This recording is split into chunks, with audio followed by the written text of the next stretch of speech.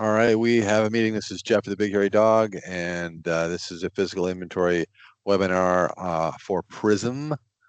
And I'm flipping over to the chat. If you guys have any questions, please feel free to throw it in the chat or enable your mic or ask a question, right, as needed. All right, so physical inventory.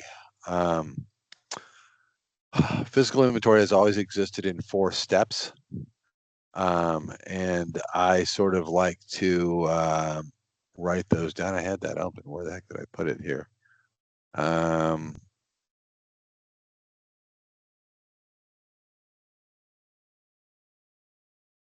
Right. So my weird notes. I like to work off notes. Keeps your head straight. But there's 4 basic steps here. So there's just a start. There's a count. There's evaluating your discrepancies, and then there's accepting the numbers, the update. Right. That's it. In a nutshell, there are only 4 steps that we're going to do here. Right. Now, this webinar is not about preparation, but I will mention that you really need to be organized and clean and ready to rock and roll for a physical inventory, or you're wasting your time and your money. So, you should have a map. You should know how you're going to count. You should have zones identified. Everything should be cleaned up, tagged. There should be no dump boxes in the service desk or in the stock room. You know, you got to be ready to do this, or it's just a waste of time and money. All right, so let's dive in, right? So here's the main menu. We're gonna go into store operations and merchandise, and right there, it's going to say physical inventory, and it's going to pop open. There's some old ones I've played with in the past. So the newest version, older versions don't have this drop-down menu, but the newer versions do. So in the newer versions, you can hop into a specific location, right? So and you have to go in there before you'll be able to click the new button and start an inventory. So in starting an inventory, you have to name it, so it probably would have something to do with the month and the year and maybe the store number. I'm not even sure which store that is, but you get where I'm going, right? So have a good naming convention that makes sense for you. And then down here, you can create with wide open, which is 99% of the physical inventories that we help with are all for the location. You can use a filter. If you click the filter thing, a little filter pops up, and you're allowed to then filter to a department or a vendor or anything you want to filter to, right? So that's more in the plan of what we would call a cycle inventory. So if you take your whole inventory and you sit down and analyze it out and decide that I'm going to do this department this week, and then next week I'm going to do that little department, and then the next week we're going to do this vendor within that department. And you basically slice your inventory into little slices of pie, and you do one pie each piece a week, and then usually that goes on for three of the quarters. Usually people don't do it all year. Whatever quarter is your busiest quarter, you usually leave that alone and to get your sales in, right? I'm just going to click create here and let that go for a sec. And it's there's a fair amount of data in there, and that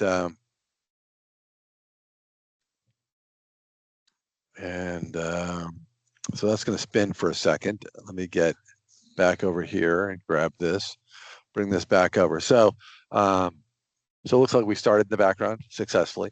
So the next step is to start counting stuff. Now, again, I'm a big fan of zones. I was a retail store manager and an operations manager for years prior to this, and I've been doing this for years. So that makes me not a spring chicken anymore. But you really have to have a good plan. You have to have a map. And a map is really a sketch. It's not really, it's not 1/8 of an inch equals 1 foot or anything wacky like that, right? It's this rounder, that 4-way, this section of the wall is identified as a countable section, right? I have had some clients that have done simple physicals. In most cases, their inventory is so small that they can print the whole thing out and just do it in Excel. Question? No? All right. Um, so, um, so let's go take a look at that, right? So now here's my physical. It started just fine. And I can go inside the physical down here at the bottom. So PI sheet puts me inside that physical, right? And in here, just to give you a quick tour here, there's the sheet itself, right? So we have the start quantity, and the start quantity is always going to be, the discrepancy is going to be opposite the start quantity. Now this is a lab environment, and I'm beating the heck out of it all the time. So my quantities have gone negative because I'm selling more than I received because I'm a technician and I do that, right? So um, if the quantity here is positive, the quantity here will be negative, and vice versa. If you've gone negative, then and you don't count a negative count, which why would you count a negative count? Then the discrepancy is going to wipe out the negative, right? It's going to bring it back up to zero. And that would be considered overage, by the way. So if I had, a medium and a large in a run, and I had four of each, but I sold five mediums and only three larges. Well, the large still says I have one, but I don't have one. And then the medium says I have a negative one, but I don't have a negative one. I can't have a negative one. Now, when I update those, the one in the large is going to go down to zero. The one in the medium is going to go up to zero, and they're going to wash, if you follow. That's really common, by the way. People at point of sale sometimes are like, this one doesn't have a tag. Just give me the large. I'll scan that one, right? So, so this is a pretty good clean start, right? Nothing has been counted, therefore all discrepancies are valid until we start adding counts. The rest of these screens here, there's my scanned. I've scanned nothing. There's my discrepancies. Everything is a discrepancy, right? This is where I would add counts in simple mode or import them. So let's hop down to zones. I'm going to go into my zone. And now as soon as you hit the start button, the people could start counting the stuff, right? They could be out counting and you could have them assigned to different sections to count, right? The person who's running the inventory then probably needs to start creating those zones. So I'm going to click new and I'm going to create a zone name of some kind. So, a zone name might include the store. Like I might say 001 men's and section, 501. Going back to my days when I was an operations manager, sections 1 through 500 was women's, 501 through 1,000 was men's. But we had a 22,000 square foot store to count, right? So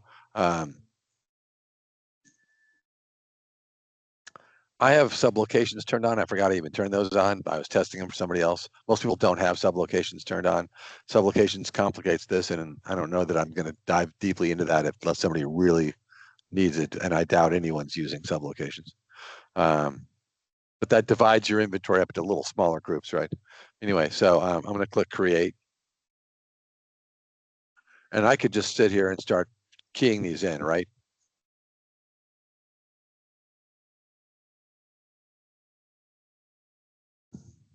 Like I could just start creating my zones, get them ready to go, so that when someone comes up and says, "Hey, I've got this one counted. Here's the count for that," right? Then I could just upload it, right? So I'm going to upload a count. I'm going to pick a zone. I'll pick number 1. I'm going to go into the zone sheet, right? And in here, I could add counts by manually keying them in. I'm not going to manually key them in. Or I could go to import here, right? Now, if I go to import, I've got a couple of choices, and I don't have a TC21 Zebra scanner installed here. I see Nikki has got a question, and we got a couple of questions here. So, is the PI sheet name the same as the zone? No, the PI sheet is the overall governing body. So, I could have an item in the stockroom. I could have the same item on the sales floor. They would be in different zones, but once those zones merge, they would feed the PI sheet. Does that answer the question? So, so the zones allow you to manage this process, right? That's all zones do. They're just, a zone is an arbitrary measure of some section, right? And as far as disabling the current PI, I mean, if you have a current PI and you haven't done anything with it and it's fairly old, I would disable it. Yeah. I mean, either you need to either finish him or kill him, right? So yes, I would say if you've got what's the date on it on the current PI? If it's old, yeah, you're probably going to want to get rid of it. I mean, timing is everything with physical inventory. So when you hit the start button, we'll be talking about when and why we hit the start button and how that works. But um, but there's a very time sensitive aspect to that, right? So discrepancies are going to be generated. Those discrepancies would write back and modify my quantities on hand. And if they're old and they're wrong, we definitely don't want to update that. You know, that's playing with fire. All right, so once I'm here on my imported tab, thanks for the questions, by the way. I'll keep an eye on that and see if I can not miss them this time. I could, if I had a TC21 or a Zebra scanner, right? A Zebra scanner is a Foundry Logic software with a scanner device, right? And they're, I would strongly recommend looking at them. They're extremely powerful, but this is not a webinar on zebras, so it's really not a thing, right? That I can if you want, though. I can show you. That's a zebra right there in my hand. So of course it's upside down, but maybe it'd be better if it wasn't upside down, you know. And I just went into the software, but you really can't see it here. That's a different webinar anyway. Um, so I strongly recommend taking a look at those. That's very powerful. Any scanner will work. Correct. Yes, that's a good call. Yeah, any scanner.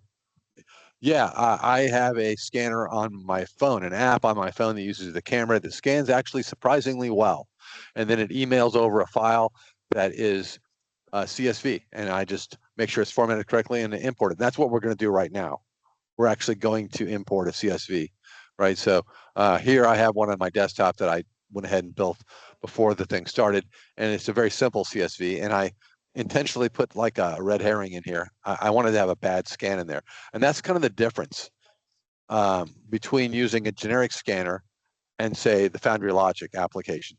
So with Foundry Logic, we install the Foundry Logic like mothership, whatever you want to call main application on the server.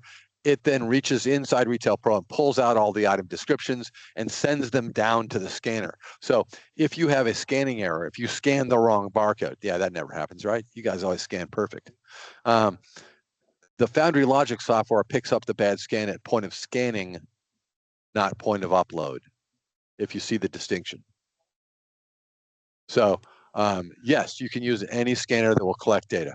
I mean, all you're really doing is associating a quantity, and it could be 2 or it could be 200, right? With a given SKU. That's all we're doing, right? So so if I scan those on my phone and I emailed them over to myself and I got the file and I made sure it was formatted correctly, and we're going to look at the format here in a second, then more power to you. I'm totally good with that. I mean, physical inventory is all about preparation and organization. Organization. Probably want to have that microphone turned off. All right, so no, it's all right. No big deal. So if you're really organized and you name your zones correctly and you send the data over correctly, right, then it'll work fine. Yeah, any scanner will work. Yeah, totally. Would totally agree with that. Yes.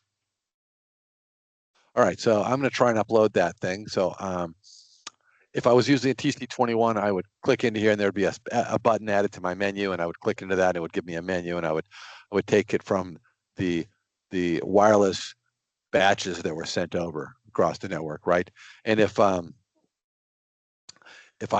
sending it to myself in an email format and I'm opening the CSV and making sure it's clean, probably, then I'm going to import that. Then I would, on the import tab, I would come down here where it says import, and I would say I'd have to have a map. I don't have a map. Okay, let's make a new map. So we're going to click new and we're going to give it a map. PI item import and continue. And I'm going to have this thing be delimited by the comma. And the first column will be the SKU and the second column will be the count. And these are ALUs. They could be UPCs, right? But they're probably not old version 8 item numbers. But if you're a version 8 customer and came up through the ranks, you could absolutely have those. Yes, if you wanted to scan directly in there with a wired scanner, thank you, Beth. You would go to the other screen, and we can look at that. I can look at that in a second. So I'm going to save this map, and now I'm going to select that map I just created, and then we're going to click continue. Once you have that map, you'll probably never have to do that step again, right? I mean, you just pick it. And I'm going to go to the desktop here and see if we can pick that zone file I put there, zone in, and then we okay that. And there it is. And I'm going to say import. Let's see if we can. Okay, job started. You'll be notified when it has completed. Man, the thing's running a little slow, isn't it? I mean, there's only a lot. What, 10 items in that thing? All right. So, and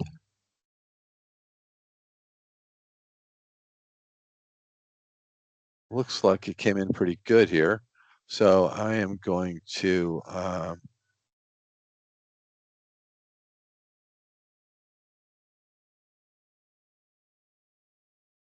really expecting it to give me a warning message, and it really didn't. You know what I mean? So I'm going to close that, take a look at it from the above view here, right? So, so these all came in as bad scans. So I failed to do a good job of getting those things to import, right? So none of those came in as good scans. So I really totally failed on that preparation step, didn't I?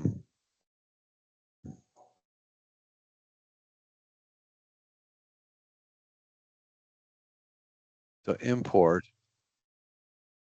All Sorry, right. So quick let's question. try. Did that the bad scan screen, like that check, did that just pop up, or did you have to click something to identify errors? I backed up to take a look at that to see if so bad scans, see what's imported quantities may not merge to all bad scans are resolved. Where did you go Okay. to see? Sorry, I didn't see where you went to see the bad scans. Uh, Oh, so right here, bad got it, got scans. it, got it. Okay, thank you. Right. So three of these things came up as a bad scan. One of them I deliberately put in there, right? So and it should have really popped a little message. Maybe the message came by too fast and this machine's running a little slow. But if you have bad scans, so if you have the Foundry Logic application and you scan the barcode, it's going to say, beep, this item was not found. Do you want to force it in? And no, you don't want to force it in. You want to go look at the item and say, oh, crap, I got the wrong barcode. We don't have the UPC for this in the system. Let me scan the tag. Beep, okay, and get the right one, right? Or if there's no tag on it, you want to pull it out, set it aside, put it on the trouble rack. You want to have an area to throw items that need to be retagged as you go, and you can scan those last. Somebody can be retagging those as you go, right? Because you don't want to hold the whole train up just for one bad item, you know. So here on our bad scans, I'm going to need to fix these. So I could, in fact, go out and just identify what item it was. I'm just going to pick one, but I could absolutely go and find these items and really. All right, we're just going to we're just going to clear all here for the moment. So in real life, and again, I have a sandbox here where I just test stuff all the time and beat the heck out of it. And it's not very clean. It's not very realistic of a real life situation, right? So now if we go back to imported, these items here are showing up as imported, right? And they have to be merged over into scan. There's nothing currently in scan. So every time you bring items in, whether you key them in, and we're going to do that next, or you import them through the scanner, like a TC21, or import it like I just did, right, from any kind of a scanner. You need to come over here and say merge those in and make sure that they get into the scanned tab. So now they're officially, they've been adopted, shall we say, right?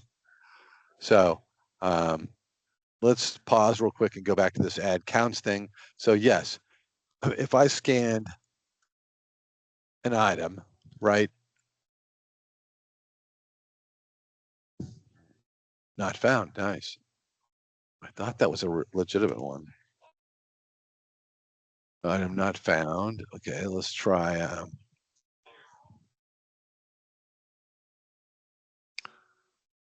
Okay, we'll try 1292. Let's see if that works, right?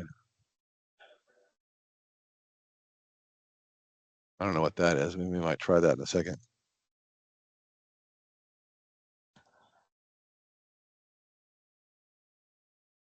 It's odd.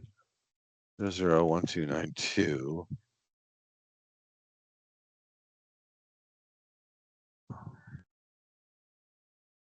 Not sure why my little goodie is not scanning items in there, but that's what it should do right there. That's normally what you'd see is you'd scan the thing, and it would assume quantity one, right? As you scan items in, it's going to make that assumption. Now, if you put a number in there and then you tab down to here, you could say 5 and then you could say enter, right? Now I already had 1, so it's going to add 5 to the one that's there and it's going to say 6, right? So yes, I have had a number of clients who do that. Uh, yes, correct. So yes, you'd go to the ad counts and then you'd have that little manual field up there. And like I have some smaller ladies dress shops, they'll take a rack of dresses, they'll put them on a roll rack, they'll roll them over to the counter, they'll scan that thing down, and then they'll merge that zone, open a new zone, and get the next rack, right? And that works fine. I mean, if that's if you're small enough and you could do that, sure, yeah. We can use ALU or barcode, or yeah, you could use any valid lookup. So UPC is a valid lookup. ALU is a valid lookup. Description 1, description 2, alternate ALUs, alternate UPCs. Yes, any and all valid lookups that are enabled should work fine there. Yes. I mean, realistically, it's going to be ALU, an internally printed barcode, or it's going to be a UPC vendor barcode, right? It's going to be one of those. And you can't use a UPC if you don't have them in your system, right? So, but again, that's all about prep, right? Making sure that all your items are tagged, and even the night before, I would have my people go through and face the tags out. You know, it's not pretty, it's not good for merchandising, but it's good for scanning, right? When you scanned type items in, do they automatically pop up at the top of the list? Yes, they do. Yeah. Yeah, they and just wondering about checking to make sure that the right item gets. Yeah, they keep popping up on the top of the list. Yes, they everything in PRISM adds to the top and scrolls down, as opposed to in the previous versions it would add to the bottom and everything would scroll up. 6.5 doesn't. I don't know if it matters which way they go, but yeah, the PRISM is pretty consistently adding items, I believe, to the top. Let's see here. Let's go find out. So if I take one of these items, can we even see? Okay, so if we take that, can I even grab that? Of course I can't. That'd be way too easy, wouldn't it? Okay. 5, 7.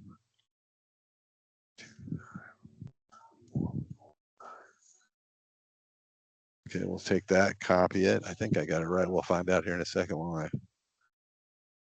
So if we scan that in there, right? Yeah, see the 149 landed on top of the previous 834. Does that make sense? You see over here? That ending in 149 there, which is the one I just put in. It went on the top and pushed the other one down. So yes, if you're scanning them like this, they'll always pop on the top. Yeah, correct. So, but that's the same way everywhere in PRISM. That's actually pretty universally the same. So, all right. So now, again, here we have scanned in a bunch of items, in this case too. They are sitting in our ad count screen. They are not yet in the scanned. These are the stuff we did before. These are the new ones. We've got to get them all into the scanned tab. We've got to merge them over into that scanned tab. Right, so you can't leave them here and you can't leave them here and you can't merge anything if you have bad scans. If you've got bad scans, you've got to go through and correct them, find the right item or clear them. Ideally, if you have bad scans, you then want to go back and pull those items out, set them aside, and get somebody to retag that stuff, and then just clear them probably. I mean, if you know exactly what it is and you can fix it, the problem is if you don't get back and retag it, then this is just going to come back to haunt you again, right? So, all right. So, so this first zone here is good. I'm going to print this here. I'm going to click print, and I'm going to go to BHD Good Scans. This is a doc sign. It's on our network. I could send it to anybody. Any technician could load it for you. It's actually, you don't really need this one. It's just a little bit nicer than the other one. Can we enter both scanned, imported item counts and manually typed in counts to the same zone? Yes, absolutely. Yeah, it'll consolidate them. Yes, it will. Yes, it will absolutely do all that. So this is just a version that I manipulated to look a little prettier. And this is just printing out everything that we've scanned in that zone, right? So this is kind of what a zone is for right here, is to have little Johnny go out, scan the zone. Then I upload it, I print it out, I give this printout to little Mary, I highlight 3 items, I do the triple digit ones there, and say, hey, can you double check some of these random sample items here? Now, if you find a mistake in a random sample, you need to go deeper and figure out what's going on. Is this zone worth keeping, or should I delete the zone and recreate it and rescan it, right? That's what a zone is for right there. It's to bring down the count to something that a human being could evaluate and determine whether we're doing a good job or a bad job, right? So I'm a big fan of zones in that respect. So now for our purposes, I'm going to close this. I'm going to take the second zone, and I'm going to go ahead. Can I ask one quick question? Yeah. Just kind of for you and for everybody else on the call, are we saying that you do the scans, either adding counts and or importing till it's complete, you do a print, and then somebody else does a double, like a recount using that printout? Is that what we're talking about? That's Or exactly what I'm talking about. When I was okay, when I first started in retail, we did 100% recount. I don't really think that's possible anymore in today's world with payroll and everything we got going on. But I think if we don't sample our counts, let's say we got 4 people scanning, and let's say little Johnny can't scan to save his life. Okay, well, put him on the retag table, right? I mean, there's 1,000 things to do during physical. He doesn't have to be scanning. Everybody scans differently. Some people scan well. Some people can't scan to save their life, right? totally. But I But mean, that printout is not a final. It's just it's your interim first check or correct. results of the first count. If you have your store and your map and you say that this section of wall is section 1 and this rounder is section 2, and this H rack over here is section 3, then I would scan down the section, right? Print that out on paper. I would highlight a few items that I just randomly picked because I think they're interesting, and have somebody go check those random sample items. They better not find a mistake in a random sample, right? I mean, if there's a mistake in there, it wouldn't be something that I would by chance pick, if you see where I'm going. Because I mean, a rounder or an H rack, you could have hundreds of SKUs in there, right? So we want to know, is the scan semi-accurate? So if we randomly sample it and find out if the items that I highlighted are counted correctly, right? And we feel like it looks like it's counted correctly, then we're going to merge that into the master, into the PI sheet. We're going to take it up one layer from the zone up to the sheet. Does that make sense?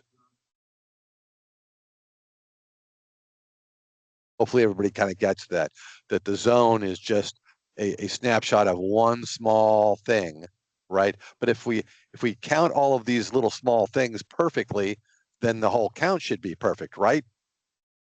But I can't, there's no way I could take the whole count and double check that. That's crazy. So and now for down the road, when we start looking at discrepancies, I want to have more than one zone.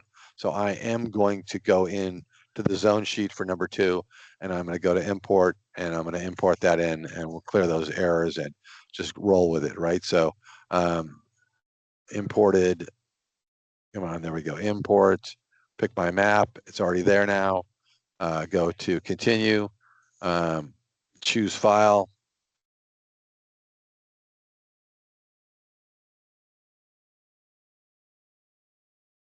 Get our little file name in there. Say import.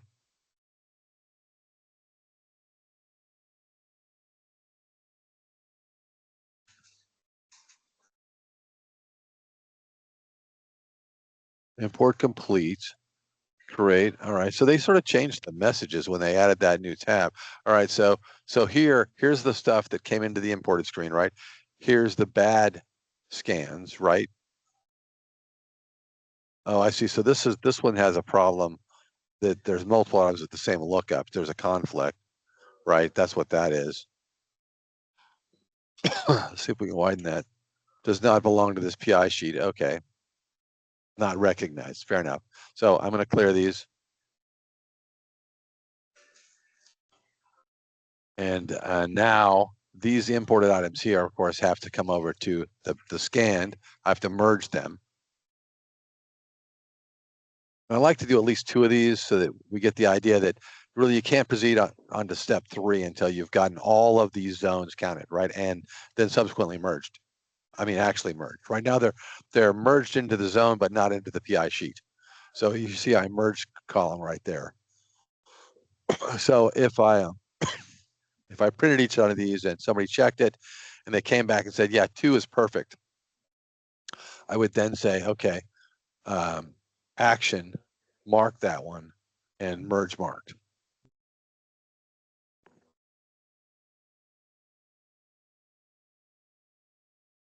Right. So you see now number 2 is showing as, it's not actually showing as merged.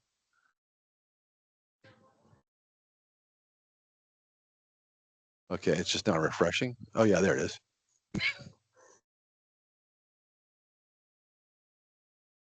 So if you're actually having people double check this stuff, I like to use this screen as like a checklist, right? I need to get a little marker in the merged column. I need to get everybody to double check these things and make sure that my zones are good, right? If you find mistakes, let's say we find a mistake in here, right? I could, as long as it's not merged, I could go back into my zone sheet, right? And I can see over here the count, and I should be able to change that count, right? So I could say, no, there's actually only 10 of those. They fat fingered that in, and there's only 57 of those, right? So I could go and change these. You see what I mean? So if they find mistakes and they come back with those corrections, I can absolutely go in here and fix those things. And if there's only two small things that were wrong and I fix them, then I'm good. I'll go ahead and mark that and merge it, right?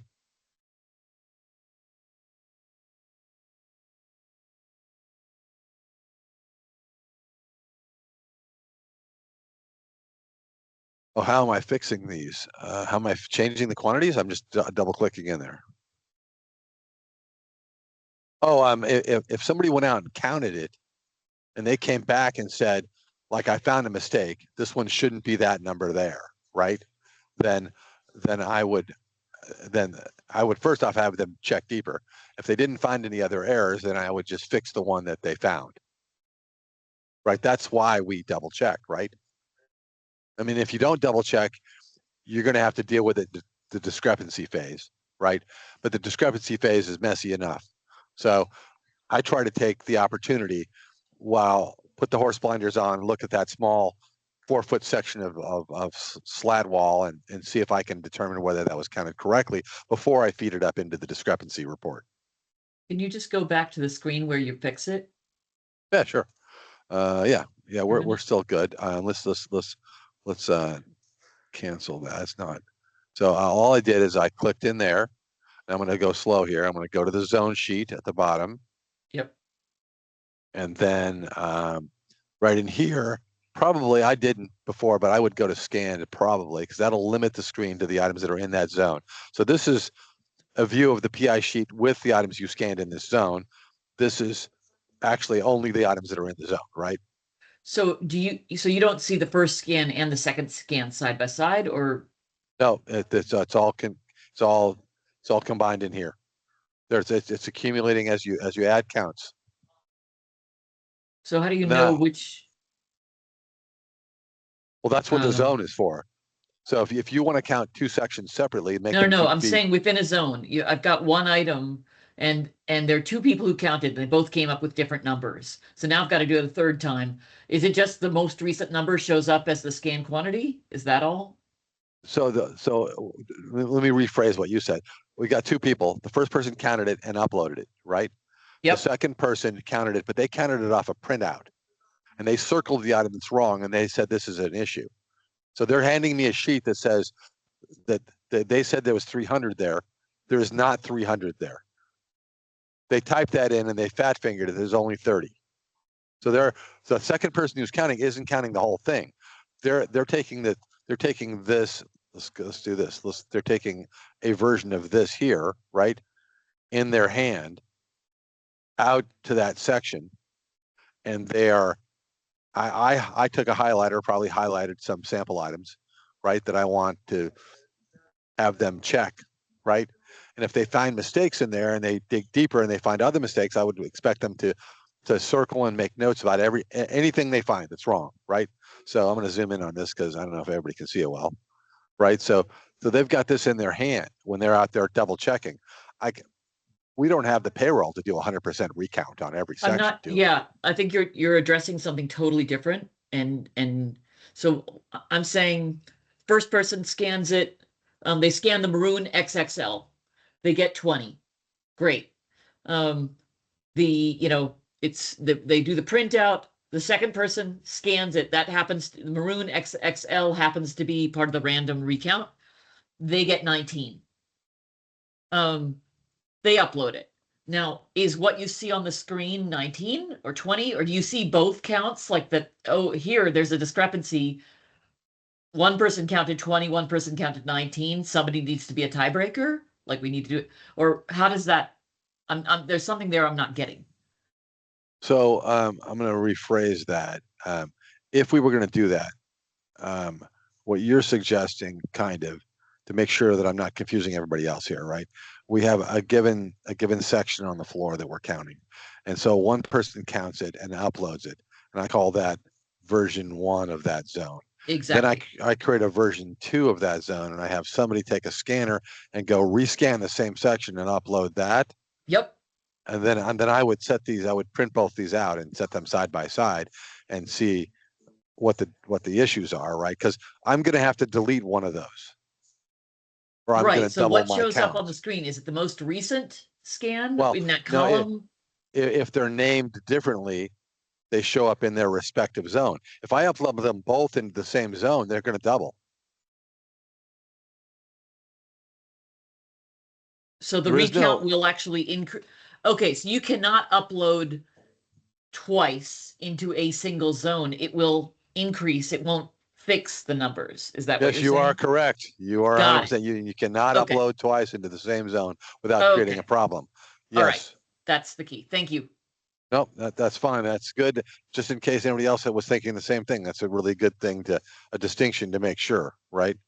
I mean, and I'm less formal than that anyway. I, you're talking about doing 100% double check, literally scanning every item twice, whereas I'm talking about printing it out and sampling the data. You I'm know, talking about sampling as well. I'm just talking about using a scanner in the sample. That's all. gotcha, That's all. Yeah. I gotcha. Yeah, well, yeah, and you But could. That's an interesting concept. But good to and know. if you'd have to create a second zone, upload that into the second zone, and then just compare those few items and see what they got, right? And that might be worthy. I kind of like that. All right. So anyway, um, okay. So back to close the zone. This one is marked but not merged. So I'm going to actions merge marked. And then we're going to pop back into my little note thing here, right? So theoretically, at this point, we've started the fiscal. We've gone out and counted all the zones that were on my map. So another thing for having a map is to make sure you don't miss a zone, right? Make sure you've identified all the areas that need to be counted and check them off as they go on the map and upload them and get them done and merged. So that brings you kind of to here, right? And this line is very important. This line represents the point at which you could open the store and start making sales, right? So if it's 2 o'clock in the morning and you're about to go to the discrepancy phase, you probably won't be effective. you can start making sales. So go home, get some sleep, let them start making sales in the morning, come in and do your discrepancies when you're fresh, right? Because it's not going to matter, right? And here's why right here. So in my little example down here for this stuff here, um, in my scenario, I have 8, but the system thinks I have 10. So when I hit the start button, it looks like that, right? My on hand of 10 gets copied over to my start column. I haven't counted it yet, so we're discrepancy is -10. We're short everything, right? We go out and we count 8, which results in a discrepancy of 2, right? Nothing else changes, right? And this is the way that the update happens, and this is why we can go home and do the discrepancies tomorrow. The new quantity will equal the current quantity plus the difference. Okay, so the current quantity is 10 plus -2. Hey, that works. That equals 8, right? Well, what if somebody sells 5 that morning, right? Then my on hand becomes 5. Well, if I had 8 and I sold 5, I'd have 3, right? So if I take the current quantity of 5 and I add the discrepancy of 2, I get 3, right? So it absolutely works because the discrepancy over or short is going to be applied to the current quantity when you hit the update button. Now, the place where it doesn't work is if I sell one before I count them. So it's really critical, this whole timing thing about when you hit the start button and when you do your count. You really got to control the count environment, right? If I'm open, I hit the start button, somebody buys one, everything else is the same. I have 8, the system thinks I have 10. Well, what's going to happen is this down here. It's going to say 10, I'm going to count 7, I'm going to have a variance of 3. The on hand is going to change. The start quantity is not going to change. That's frozen in the count sheet. But the actual on hand is not frozen. It's an actual living on hand, right? So at that moment, we're going to take 9 and add -3. We're going to get 6. What's happening here is the receipt's taking it out of inventory, and then the physical inventory is taking it out of inventory because we didn't count it. And of course, there are strategies to work around this, right? As long as we're all on the right page here, I could come in early, hit the sales floor. I get down to the last couple of rows of the sales floor. I open the store. If somebody wants to buy something off the last rows, I'll scan it in their hand, right? Then I move into the stock room and continue counting because nobody shops the stock room anyway, right? Or vice versa. I scan down the stock room. Now I can't upload those counts until I actually hit the start button. I can't hit the start button until I lock the doors and stop making sales, right? So if I'm, and we used to do this is how we did it. We would start our physical at 6 p.m. So we would start scanning the stockroom around noon, 1 o'clock, and just load those scanners up, right? And then as soon as we threw the deadbolt and hit the start button, we would just upload all that data and the stockroom was done. And then we would start the sales floor. And in some cases, we'd get done early and we'd drag fixtures off the floor into the stockroom and just count them anyway. So you got to have a good plan or a strategy for how you're going to attack the count. And you really can't be open. There's no way to know what items were scanned pre and post. They were purchased pre or post scan, right? How do you know? Unless you put a little dot on everything you scan, that's not practical. So you have to have a good plan for managing that process. You really need to be closed while you're counting the sales floor. That's the best solution. Now, I have a few clients that have one inventory and choose to run more than one story in one inventory. But in that scenario, they basically could take a sales report of everything that's sold in the other store and upload that as a count, right? So there are ways to handle that too. Any situation where you could say, run a report, export it out to Excel, import that as a count, just like I imported those CSV files, right? Would work for me. You just got to be in charge. You got to have the plan. You got to know what's going on, right? All right. So we know that we can start selling items as soon as we've actually counted every zone and cleaned it up. If we had any bad scans, we have to clean those up and we have to get them merged, right? Once this is done, you're free to make sales. It's not going to affect the outcome. So now we can close our zones and we can go back to the PI sheet and click on discrepancies, and we can see the discrepancies. And if I click print here, I think I have a discrepancies view here. And now, all right, I guess I'll click print here and we'll preview this. Might take a minute. Now, the most recent version of PRISM, which I doubt anybody's on, by the way, it's PRISM 252. They brought in finally the cost to the discrepancy report. This discrepancy report does not have that cost. So this only has quantities. I mean, it's not a bad view, but it doesn't have your cost, which makes it kind of questionably, I mean, I like to know what the dollars is associated with that loss. Like if I lost three tubes of chapstick, I'm probably not going to lose a lot of sleep over that. If I lost 3 leather jackets off a rounder with leather jackets, I might be concerned. So, so this works, but it's just about the quantities, right? And that's not necessarily good. So what we had to do, and let's see, I don't trust this. I'm going to sign out. I'm going to sign back in. So I have some reports about our network, which again, any technician could install for you. Just import them, and in those groups, I have a BHD PI group that has some reports that we can run, right? So if I take this report here and I say just run this, it runs on the active inventory, right? So I don't have to worry about history ones. History ones have been put away, right? They're not active anymore. So the primary report there runs on the active, and this is a discrepancy view that I think is a little better here. See, right?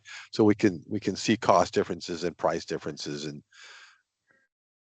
and we can also, I like this too because then we could filter it. You know what I mean? I could hop around if I wanted to go grab a certain department or something.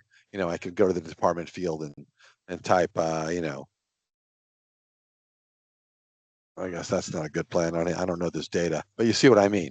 I could hop in and look at different sections and print those out and evaluate it and move around and decide how I want to attack this discrepancy phase, right? Um, so at the discrepancy level, this is all zones mixed together. So if I'm looking for a certain number of pieces and it's on the sales floor and in the stockroom, yep, I got to check both places, right? So I got to know what I'm doing. I got to be familiar with the merchandise. I got to know where it's stocked and know where it's on the sales floor, right? But anybody in the store should be good with that, right? That's not a big deal. But the point is that this is not a zone anymore. This is now the whole count, right? Now, if I find mistakes, and I undoubtedly will find mistakes, how do I go about fixing those, right? So you can't just change the scan quantity. You've got zones underneath yourself right here. So I could go into zones and I could unmerge these zones, right? And some people like to do that. And there are some cases when that works. Like if you only have the items in one zone, that's it. They're on that rounder. That's it. That's all I have. I need to change that. Then unmerge it, change the count, and merge it again, and you're good, right? If you've got it in many zones, and you need to modify the quantity, there's another solution that might be better, and that is to create a new zone. So if I make a new zone, and it could be corrections for Susie and corrections for Johnny, it could be whatever you want to name these, right? So I'm going to click create, and then I'm going to go to that thing, and I'm going to go into the zone sheet, and I'm going to go up to my add counts here. So what I would point out here is that I could take a given item, and I could say I'm going to take one away from that. There was 3 on the peg hook. The back one was not the same. They assumed it was. They scanned the first item 3 times, and the back one was actually a different item. So I'm going to take one back from that, and I'm going to give it to the item that it actually is. I'm going to cheat and copy. Okay, Control Z. Nice.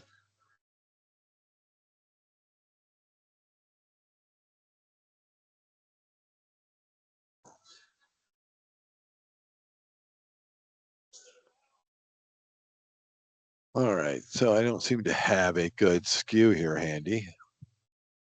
Oh well, we'll just pick an item. You can also pick items in inventory, right? Yeah, this one here.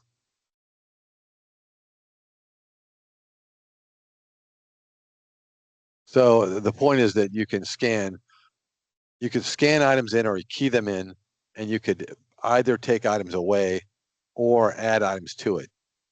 And I find this to be better in a lot of ways. First off, I don't have to go and find the item in the zone and edit it, right?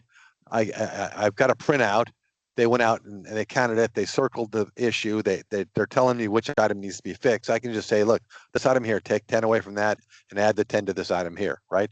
And then I can say close that, and I can say, okay, I'm going to merge those in and fix all those things without having to go find them all, if you see where I'm going. It leaves a very nice audit trail too. For anybody who's bigger and has like a corporate structure and the auditor actually wants to see the audit trail, that's plain as day, right? So um, that's my approach to making corrections is that, we have this discrepancy report. We use it, we print out stuff, we tell people, highlight what we want them to go check. They go check these things. They come back and they've made notes on our discrepancy printout, and they've got fixes that need to be fixed. And then we just go in and make a zone and say, this is Tommy's list of things here. And I go through and I make all those corrections and I save that and I merge it. And then I take the next person's and do the same thing. I just find this to be a lot easier and much more organized. And because the audit trail is so clean, if I make a mistake, it's easy to find. So your choice. In a smaller operation, it might be easier to unmerge the zone and just fix it, right? The problem with unmerging the zone and fixing it is that if you make a typo, you may not know what was there before, right? I don't have seen this correctly so question, I may not have seen this correctly when you did it, but it looks like you highlighted one row and clicked merge marked. Yes. So I highlighted one row and I clicked down there on the actions and I said mark first, right? And then I clicked, yeah, merge marked. Yeah. You could do two rows, yes, to answer that Sorry. So question. Yeah. so basically you fixed one of the file because it looks like you added a file as well in correction, but Yeah, you yeah. said you can't. So I So I added was a concerned zone. about then does it add everything like everything together? Yep. How does it So know? in this zone, inside that zone, right? I said I want to modify two items. I want to take one away from. Oh, no, I didn't. I didn't. I merged it before I actually.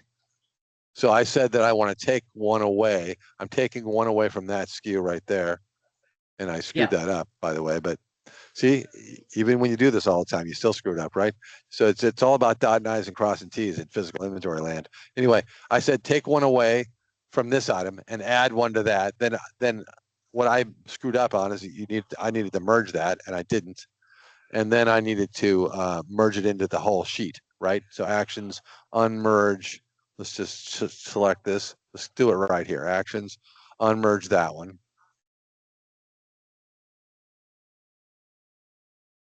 Sometime in our lifetime. Okay, so now let's go inside that. Let's go into the zone sheet and let's do what I should have done a minute ago. I get so excited in doing this stuff. You know what I mean? I just want to run it ahead. So here I've got where I'm taking one back and I'm adding one. So we're going to merge that over into the scanned, which I should have done before and didn't. Easy to miss though. So here they are. They're now in play. So now I can close that and I can say, look, those are the corrections I want to make to all. And it looks like I have two zones here. I probably have 100 zones, right?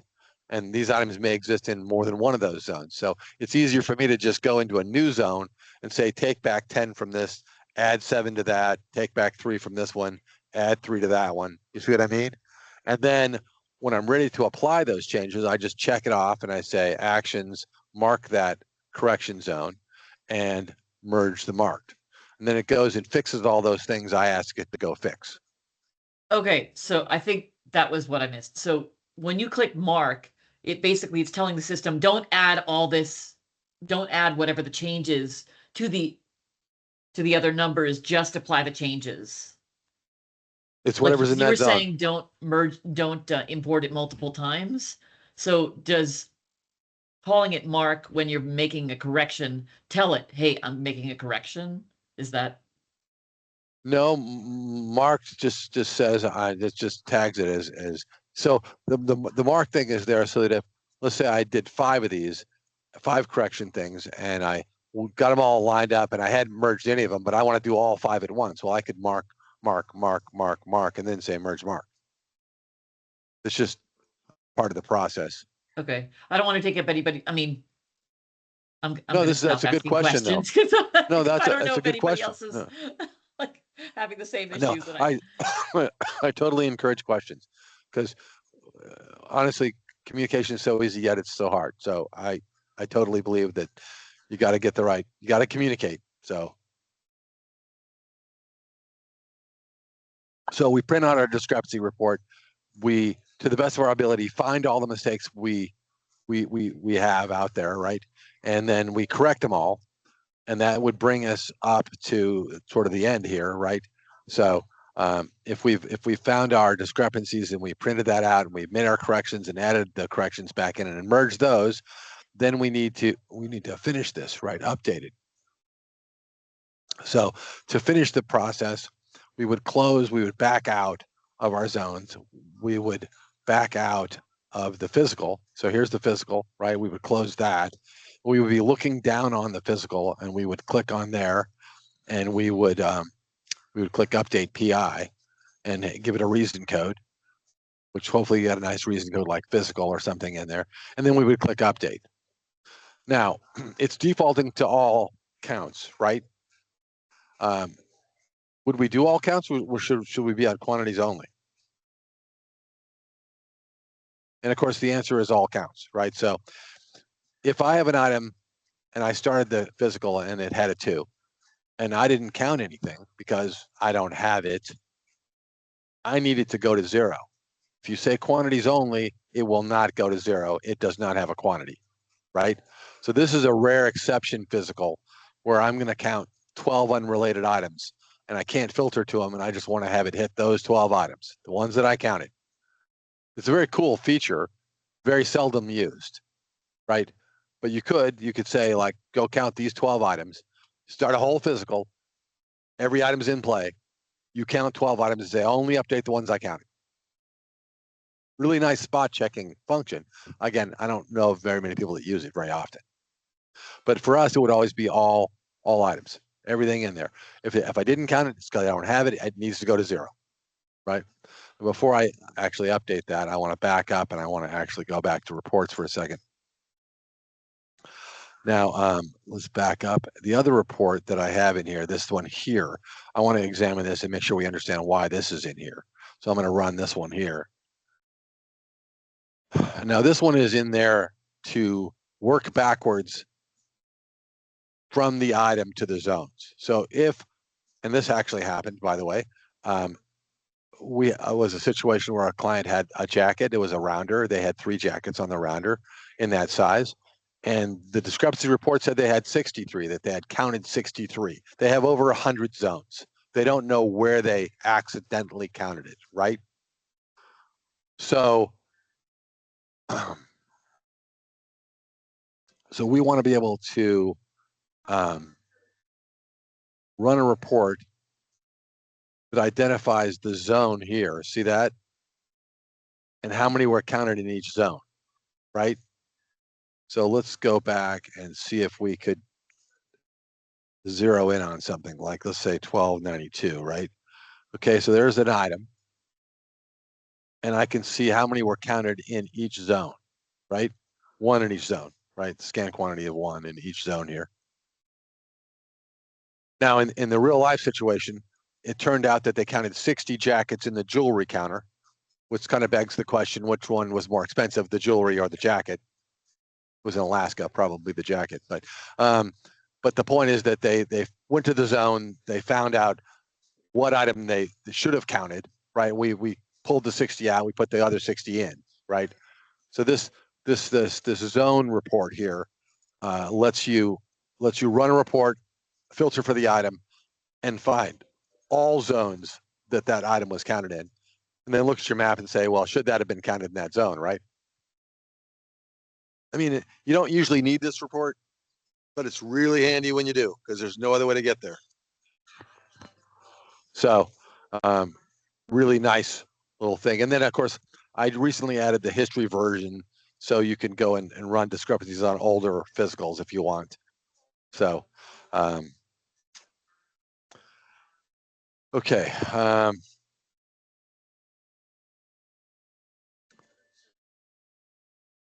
Did I miss anything? I don't think so, really. Any other questions about any of this stuff? Oh, I guess I should point out when you do the update, right? And maybe I'll just go ahead and update here, but when you do this update, you know that it's going to write a enormously large, in this case, we only scanned what, 1,000 items. I mean, it's going to write a very large quantity adjustment memo, right? And probably more than one in my case. So there's a limited number of SKUs you can get on a given transaction. It used to be 900. I'm not sure what it is exactly in PRISM, but it's probably not much more than 900 or 1,000. So if you had 3,000 items that were going up or down, right, as far as an adjustment, you would need at least 4 documents, right? Because it would go up to the 900, spill over into the next one, go up to the 900, spill over, and then go up to the 900 the third time and spill over, and it would pick the last 300 up in the fourth document, right? So now, right now, if we totally screwed up and updated this, we could just go and reverse those transactions, void those transactions, and it would undo the update. Right now, though, and they're working on this. They're actually going to. This is something that I meet with the Retail Pro folks monthly, and when we keep abreast of what they're doing, and we feed them what we need, and so right now you can't undo the update except to avoid the transactions.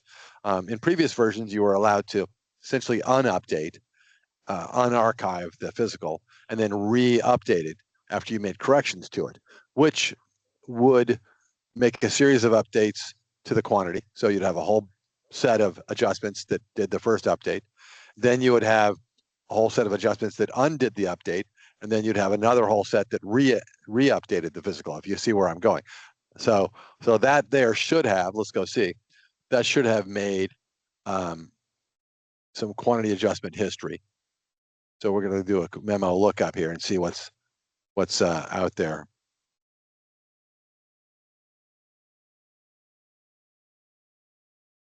Right, so these top 3 right here that are dated today, right? You can see that the source, and that's the critical piece right there. Certainly the reason code's physical, but the source is what tells you what's going on, right? So those were automatically generated from the physical inventory tool, right? So number 240 there has the spillover, shall we say. That's the final one. There could be one item on there, or there could be many. There's probably many, right? Come on, you can do it. Yeah. Yeah, there's many pages here, more than we want to scroll through, right? But yeah, that this automatically makes those adjustments for you. And then now this becomes history, so this is fully reportable.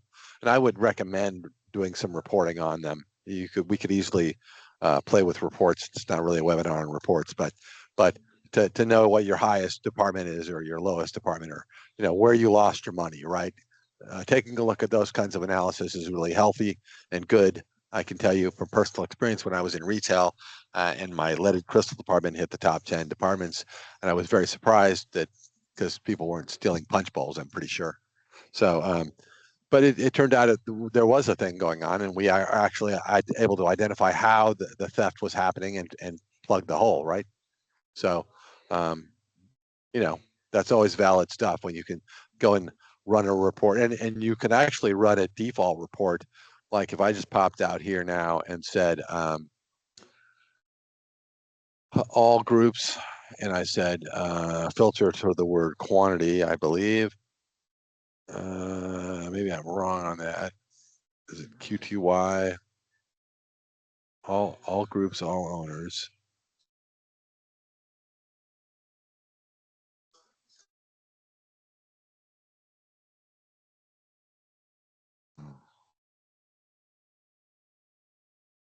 Maybe my reports aren't up to speed. That's weird that I can't find that, but there's a default quantity adjustment report that shows item by item everything that was adjusted. Now, once you're in any report, you can sort the report on the screen. You can sort by the quantity loss, the cost. You can sort by any column you want, right? So default, again, not a report webinar, but the default quantity adjustment report should work for you to give you that answer. Really not sure why we're not able. I'm not able to find that. I'm gonna have to like look around and see what happened to my reports here. Anyway, so the physical inventory process, 4 steps: start, count, discrepancy phase, update. Right, that's it. Those do not repeat. Once you finish 2, you're on to discrepancies. You don't go back and redo 2, right? And you've got to get 2 done before you can make sales. Well, you got to get 2 done on the sales floor before you can make sales. You can always count the stockroom afterwards, right? Yeah. So any other questions?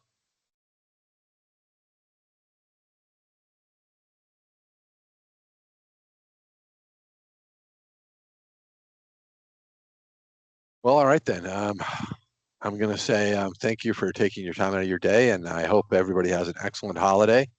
And happy Friday. And I will see you guys later. All right then. See ya.